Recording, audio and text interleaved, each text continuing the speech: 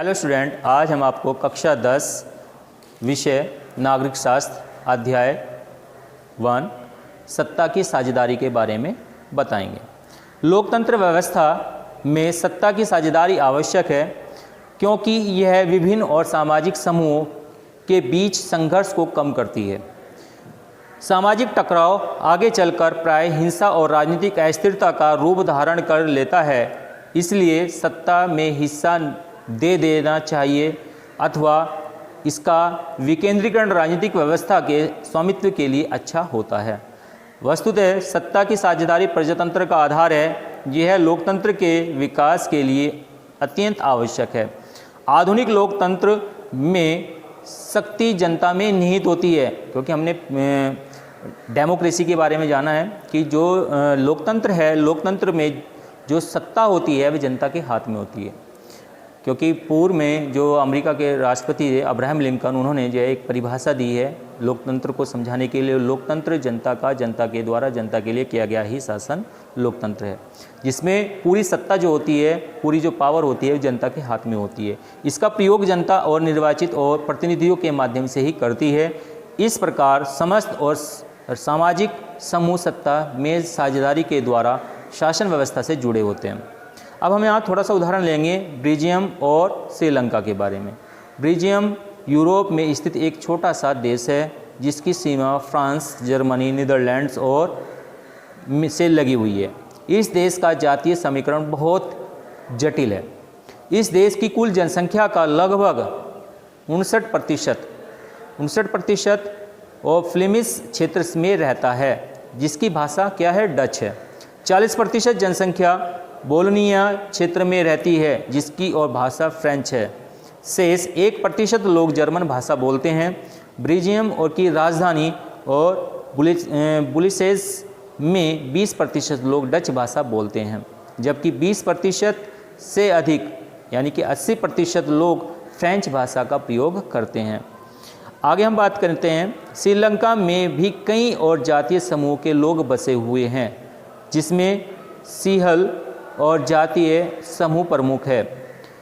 इनकी और जनसंख्या कुल जनसंख्या में लगभग 74% है। दूसरा और स्थान तमिलों का है, जिसकी जनसंख्या कितनी है, 18% है। श्रीलंका में तमिलों में 2 समूह हैं। ये श्रीलंका मूल के और तमिल तथा हिंदुस्तानियों के तमिल के रूप में जाने जाते हैं। हिंदुस्तानी तमिल औपनिवेशिक शासनकाल में बागानों में काम करने के लिए भारत से लाए गए लोगों की संतानें हैं। श्रीलंका में तमिल मुख्यतः उत्तर तथा पूर्वी क्षेत्रों में बसे हुए हैं। सिंहल समूह का और धर्म बौद्ध धर्म है। तमिलों में हिंदू मुसलमान दोनों सम्मिलित है। श्रीलंका में 7% ईसाई भी है, जो तमिल और सिंहली और दोनों भाषाएं बोलते हैं। आगे हम बात करते हैं, किसी भी समाज में एथेनिक और जातीय संदर्भ ऐसा और सामाजिक विभाजन है जिसमें हर समूह अपनी अपनी संस्कृति को अलग अलग मानता है। अर्थात यह साझा संस्कृति पर आधारित सामाजिक विभाजन है। किसी भी और जातीय समूह के सभी सदस्य मानते हैं कि उनका उद्भव समान पूर्व से हुआ है। इसी और कारण उनकी और शारीरिक और बनावट संस्कृति एक ऐसी है। आवश्यक नहीं है कि ऐसे समूह के सदस्य किसी एक और धर्म के मानने वाले या और किसी राष्ट्रीय एक ही हो। आगे, श्रीलंका में बहुसंख्यवाद क्या है। सन 1948 में श्रीलंका औपनिवेशिक शासन में स्वतंत्र हुआ। श्रीलंका में सिंहलियों की संख्या बहुत अधिक थी। ऐसी स्थिति में उन्हें सामाजिक या कह सकते हैं ऐसी स्थिति में उन्हें श्रीलंका पर अपने प्रभुत्व वाला शासन स्थापित करने की कोशिश की। श्रीलंका की लोकतांत्रिक रूप में निर्वाचित सरकार ही सिंहली समुदाय को वर्चस्व स्थापित करने के लिए कई विशेषाधिकार प्रदान किए। सन 1956 में कानून बनकर सिंहली और भाषा को और राजभाषा और घोषित कर दिया गया। सरकारी व्यवस्थाओं में सिंहलियों को प्राथमिकता प्रदान की गई, जिसमें विश्वविद्यालय, सरकारी और नौकरियां सम्मिलित थी। सिंहलियों का बौद्ध और धर्म जो था साथ ही साथ सरकार के बौद्ध धर्म को प्रोत्साहन संरक्षण देने के लिए कई और कदम उठाए गए। इन कानूनों और निर्णयों में तमिलों में बहुत और आक्रोश पैदा कर दिया। उन्हें और लगा कि सरकार उनकी भाषा और धर्म और संस्कृति को लेकर असंवेदनशील है। सरकार द्वारा और सरकारी नीतियाँ इन तथा समान और राजनीतिक अधिकारों से वंचित कर रही है और इसके साथ बहुत और भेदभाव किया जा रहा है। ऐसी स्थिति में सिंहली और तथा तमिल समुदाय के बीच आपसी और संबंध बिगड़ते चले गए।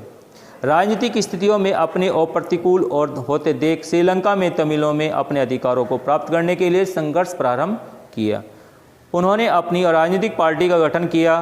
तमिल को राजभाषा दर्जा और तथा क्षेत्रीय स्वायत्तता और शिक्षा और रोजगार के समान अधिकारों की मांग को लेकर आंदोलन करने लगे। 1980 के दशक तक पूर्वोत्तर और श्रीलंका में स्वतंत्र तमिल और इलम सरकार और बनने की मांग को लेकर अनेक राजनीतिक संगठन बने, लेकिन श्रीलंका में तमिलों की इन और मांगों को लेकर लगातार ठुकराया गया, जिसका परिणाम यह हुआ कि इन दोनों और समुदायों के बीच में झगड़े और ने घमासान गृह युद्ध का रूप धारण कर लिया और इस गृह युद्धों में हजारों लोग मारे गए। लोगों के भूखे और मरने की नौबत आ गई। कुछ लोग देश छोड़कर अन्य देशों में शरणार्थी बन गए। सन 2009 में और इस गृह युद्ध का अंत हुआ। बहुसंख्यवाद क्या है? बहुसंख्यवाद एक ऐसी मान्यता है यदि कोई और समुदाय बहुसंख्य है तो वह और इच्छित रूप से देश का शासन कर सकता है और इसके लिए वह और अल्पसंख्यक समुदाय की आवश्यकताओं और इच्छाओं की अवहेलना कर सकता है। किसी देश में सरकार विरोधी और समूह या हिंसक संघर्ष ऐसा और रूप धारण कर ले कि वह और युद्ध सा लगे तो ऐसी स्थिति को गृह युद्ध कहा जाता है।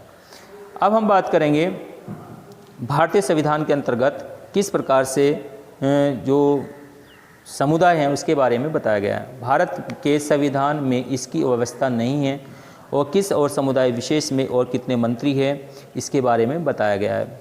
अब हम बात करेंगे कि सत्ता की साझेदारी क्यों जरूरी है। सत्ता की साझेदारी इसलिए ज़रूरी है क्योंकि सत्ता के बंटवारे में समूह में टकराव की आकांक्षा कम रहती है। जो समूह होता है उसमें टकराव होने की आकांक्षा बहुत कम रहती है। लोकतंत्र में अपनी भागीदारी के माध्यम से विभिन्न समूह शासन व्यवस्था से जुड़ते हैं और यदि और बहुसंख्यक और समूह की इच्छा को शेष सभी पर थोपा जाए तो इससे और सदैव टकराव की स्थिति बनी रहती है। देश की एकता अखंडता के लिए यह और स्थिति घातक होती है। बहुसंख्यक की मनमानी अल्पसंख्यकों के अस्तित्व को ही और ख़त्म कर देती है।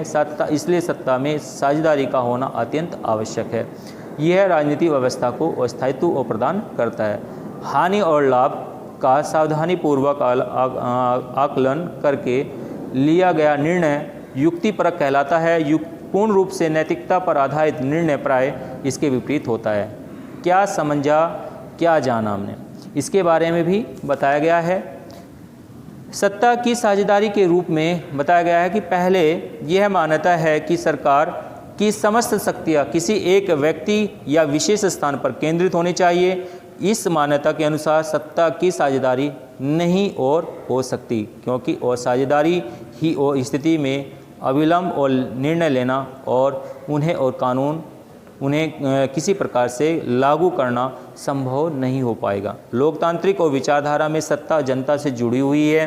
लोकतंत्र में जनता शासन करती है, वह अपना प्रतिनिधित्व स्वयं चुनती है और उसके माध्यम से शासन और का संचालन भी करती है। लोकतंत्र के विभिन्न और समूह वर्गों के विचार और उनके अधिकारों को समुचित सम्मान प्राप्त होता है।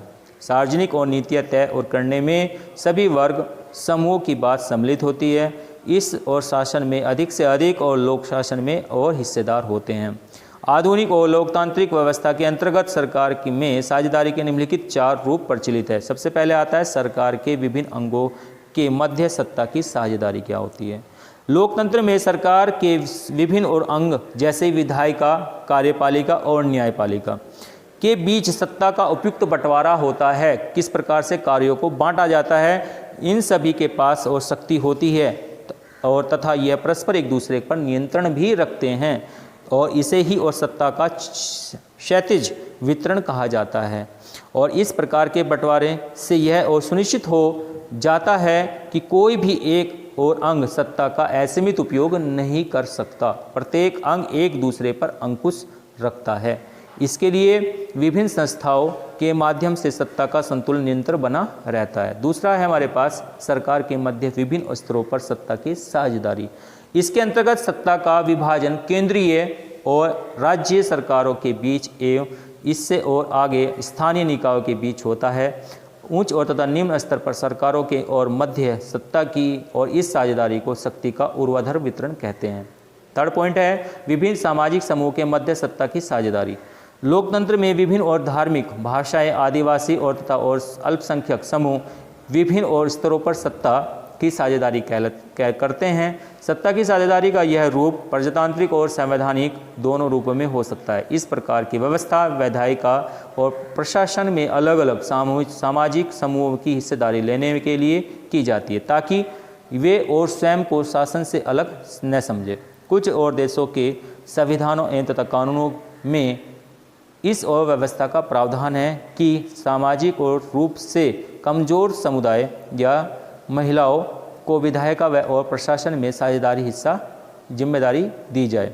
नेक्स्ट पॉइंट है हमारे पास राजनीतिक दलों और दबाव समूह एवं आंदोलन के मध्य सत्ता की साझेदारी।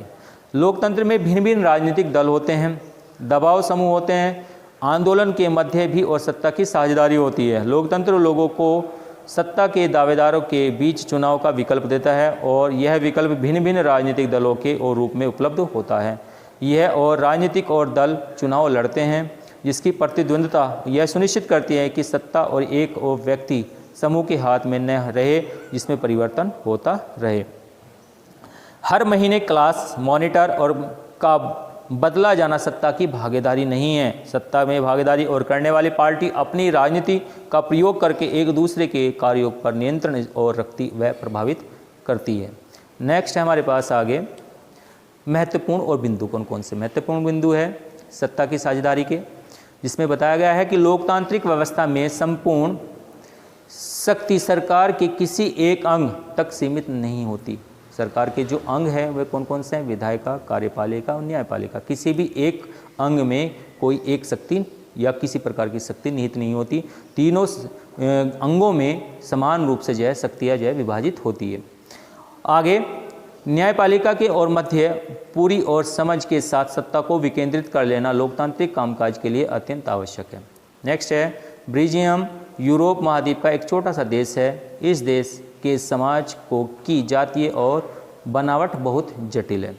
बेल्जियम में अल्पसंख्यक और फ्रेंच बोलने वाले लोग तुलनात्मक रूप से अधिक और समृद्ध और शक्तिशाली रहे हैं। श्रीलंका की जनसंख्या में भी और कई जातीय समूह के लोग हैं। इस और देश का सबसे और प्रमुख जातीय समूह और सिहिलियो का है। सन 1948 में श्रीलंका एक स्वतंत्र और राष्ट्र बना। सन 1956 में एक कानून बनाया गया जिसके अंतर्गत और सिहिली को राजभाषा घोषित किया गया और जिसका श्रीलंकाई और तमिलों ने विरोध किया।